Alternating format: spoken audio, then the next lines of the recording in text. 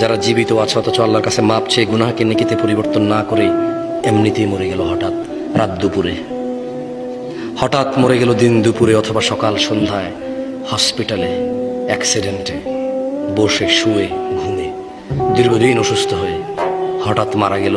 তার গুনাহগুলো গুনাহ রয়ে গেল, এগুলো তার জাহান্নামে যাওয়ার কারণ হয়ে বসবে। অথচ গুনাহগুলোই নেকিতে পরিবর্তন করতে পারতো সে বেঁচে থাকা অবস্থায়। এই যে নিঃশ্বাস চলা অবস্থা যদি বলতো যে ইয়া আল্লাহ আর করব না, তুমি সাক্ষী, আমি করলে তো তুমি দেখবাই, কোথায় করব তোমার থেকে লুকিয়ে।